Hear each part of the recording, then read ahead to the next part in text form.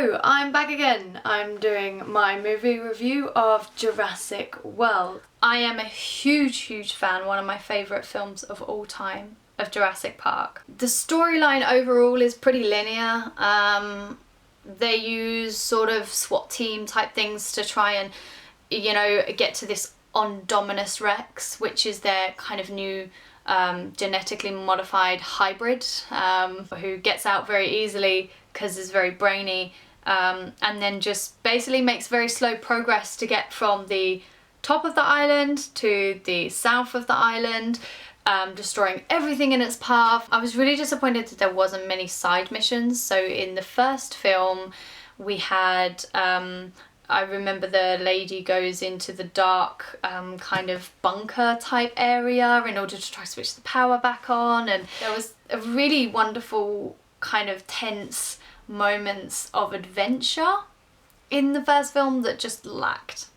It was brushed over very quickly. You know, we had a little bit of scenery in the forest area and the waterfall that these kids have to jump down to escape the Indominus Rex. That was fantastic, and then boom, they were, you know, they stumbled across the old Jurassic Park headquarters. The little boy manages to fix a battery to the car and they're off. Great. It's like, can you have made it a little bit more scary there? The things that I didn't like in the film, the first thing, the helicopter. It looked like something from Thunderbirds.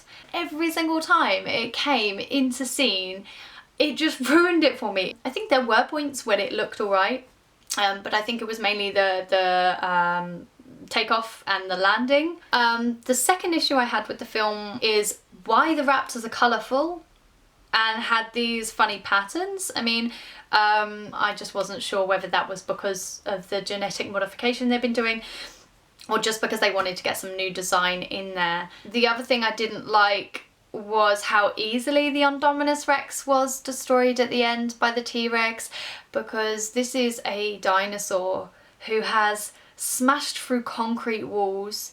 His claws can pierce through glass that is made to be like indestructible against like 50 caliber bullets. You know, he's really presented a very indestructible type profile, and then he's taken down by a T-Rex and a couple raptors.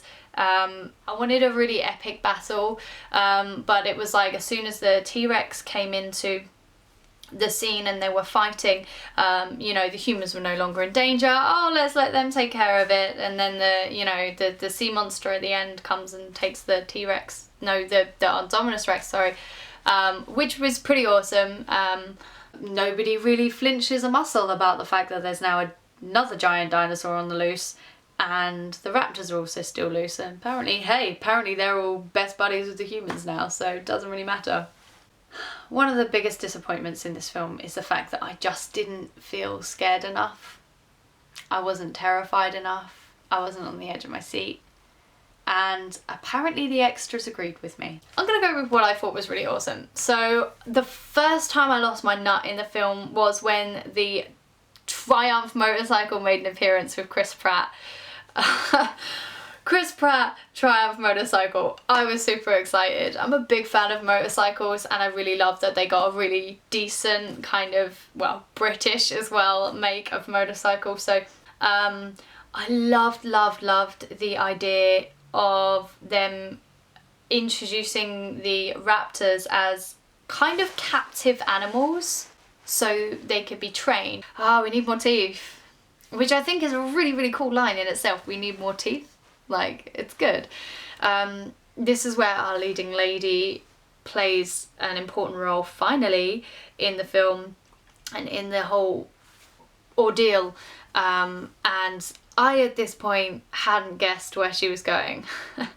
And so she goes back to the control guy who's like stayed there because he's being a good Samaritan, and she says, you know, open gate 9, and I'm like, what the fuck's behind gate 9? Oh my god, what's behind gate 9? And then I sort of went, I know what's behind gate 9. And I got super excited because, get this, the antagonist for the entire first film becomes a protagonist in in the new film, it's the saviour. They release the T-Rex in a very, very movie, very Jurassic Park fashion. So she's got a flair, she's looking sexy and messed up. If I could change one thing about the film, my idea would be, instead of using the military bad guy, we use that high impacting emotional scene where Claire and Owen stumble across the dying dinosaur and then see this sea of dead dinosaurs. I feel like that could have been used as a way to make Owen realise that his only choice is to use the raptors. Maybe you guys should let me know what you think about that idea, whether you think that would have worked or not worked, or whether that's stupid. Let me know if you really love the military bad guy. Would I recommend for you to see the film? Absolutely. It's a fun ride nonetheless.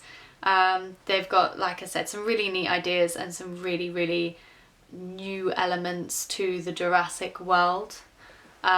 Please don't go thinking it's going to be like the first one, and you should do absolutely fine.